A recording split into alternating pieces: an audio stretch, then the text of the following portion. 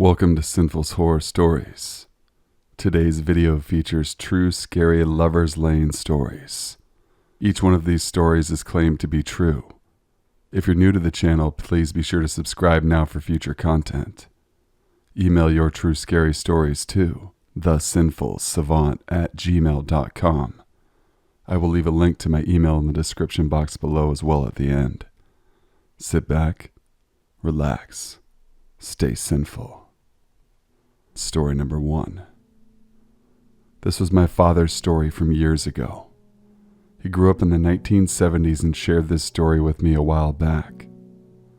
He was 17 years old at the time of this occurrence. He was dating a girl who was 18 at the time and she had a car. Dad and his girlfriend were very close and dated for upwards of 5 years before things ended.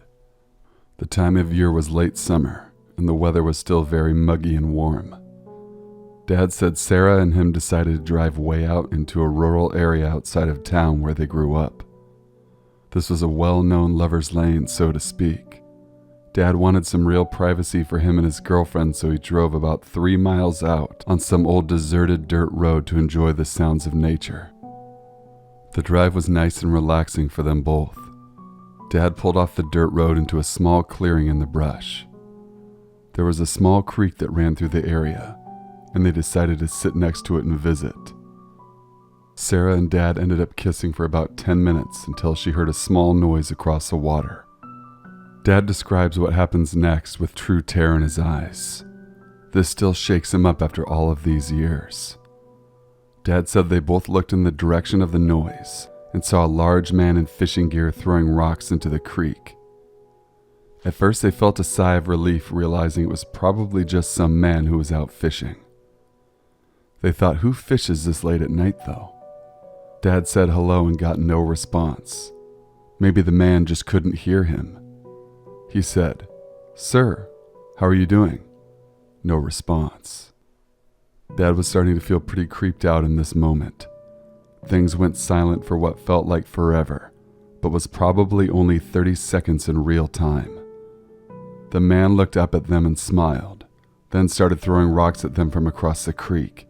These rocks were upwards of 3 to 5 pounds, so the damage would be major if they were struck by any one of them. Sarah screamed and my dad grabbed her arm and pulled her towards the trail that led back to their vehicle. The man started laughing and screaming while he heaved more rocks. He sprinted through the low-lying water and pelted the area with stones. My dad was struck on the back of his head, but only a glancing blow, thankfully. They had reached the car and struggled to find the keys in Sarah's purse. They could hear him gaining on them. Closer and closer the man became. Sarah unlocked the door and slid across the seat to let Dad in. Dad was still dazed after being hit. The engine roared to life and the man appeared in front of the car. He had a huge rock raised over his head and he launched it. The rock destroyed the windshield of the small car and glass shattered everywhere. Sarah slammed the gas pedal to the floor and struck the man's legs with her car. Dad said it was either him or us. What choice did we have? The man screamed and flipped over the top of the car, and they made their escape down that long dirt and gravel road. I know this seems unreal, but unless you were there, what do you know? Dad said we legit made it through a living, breathing nightmare that night. Story number 2. Growing up as a teenager, there's nothing more exciting than taking your girlfriend on a fun date night. My girlfriend and I truly enjoy anything outdoors. We love to hike and explore new areas where we live. There's a very secluded lake that we frequent to fish and hike around on the regular. The parking lot at the lake is so far off the beaten path that many young lovers park here at night to stargaze and basically make out. We arrived at the lake early in the morning around 9 a.m. on a weekend day to fish and enjoy the sun together. As we readied our fishing gear to catch our lunch, my girlfriend noticed there was a group of middle-aged men that just arrived near the boat launch. They drove a large beat-up older pickup truck, maybe from the 1970s. The vehicle cried out something from a cheesy B-level horror movie. I waved to the men and they tipped their caps in response. Cool. Interaction done with no worries, right? Wrong, my friends.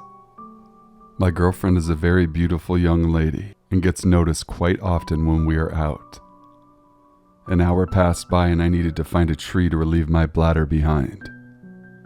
I told my girlfriend exactly where I was going to stay alert of her surroundings. I had a large hunting knife attached to my hip, which is out for everyone to see. My girlfriend has a stun gun well hidden on her belt line as well. She was nearly attacked a year prior to this incident, after she got off of work, so she doesn't play when it comes to safety.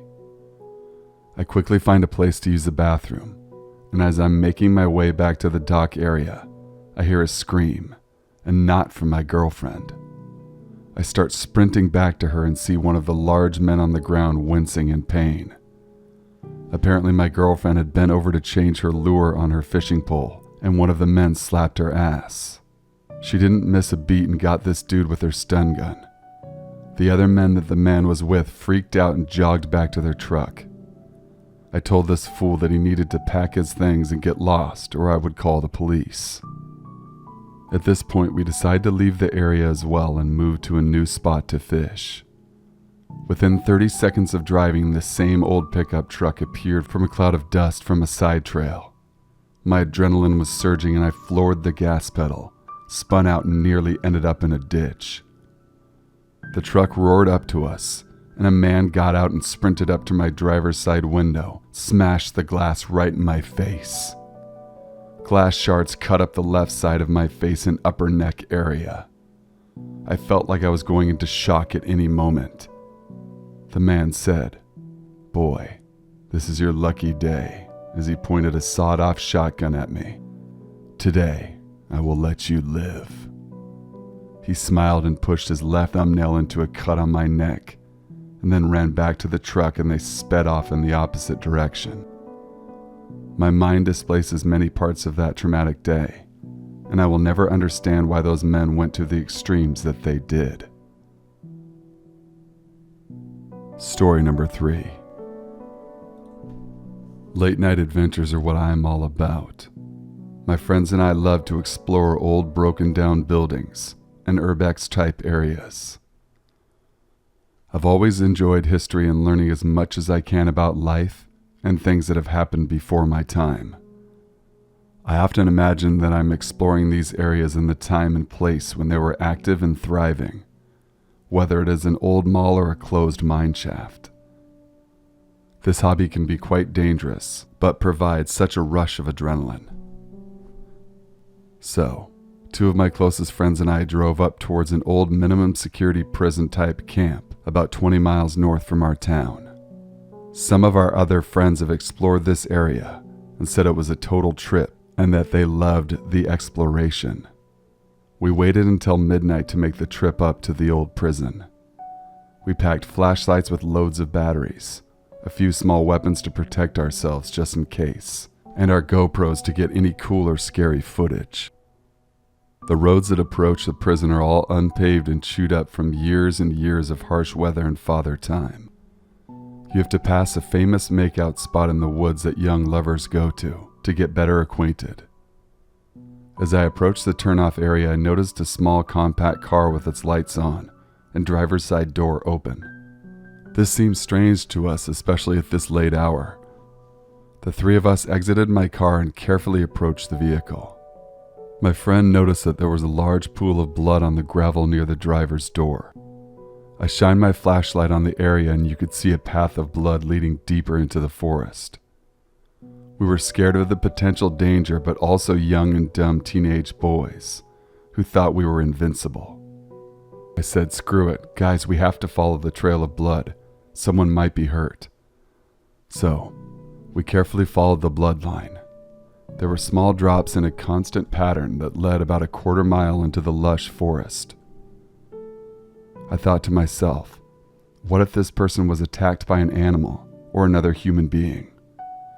The attacker or attackers could still be in the immediate area. A scream rang out through the forest and echoed through the canyon. We froze and killed our flashlights. About 50 yards past where we were, we saw a dim light and heard what sounded like a shovel being thrust into the earth. Another scream billowed into the night air. It sounded like a woman fighting for her life. My friends were beyond scared and wanted to turn back and sprint to the car. I convinced them to press on. As we inched our way closer, we could see a large figure digging a hole large enough for a human being. The woman we heard screaming was tied up near the base of a large oak tree. One of my friends stepped on a twig and it made a loud snapping sound. The man digging stopped and shined his light right on us. The most alarming and bizarre part of this event was not that the man chased us or shot at us. He jumped out of the hole, grabbed his shovel, and made this unreal and primal screaming sound, sprinted off into the woods. We rushed to the woman and untied her. My friends and I carried her back to our car and went straight to a hospital. Her physical injuries were minor, but nothing compared to the mental and emotional trauma and damage she will now battle for the rest of her life. Turns out that she was out birdwatching and was attacked by this maniac. The cops went out to the site of the attack and found multiple handsaws and old surgical tools at the base of that same tree. Thank you guys for watching and listening. Please be sure to leave a like, comment, share, and subscribe for future videos. Email your true scary stories to thesinfulsavant@gmail.com. My email is in the description box below as well. Until we meet again, stay safe and stay sinful.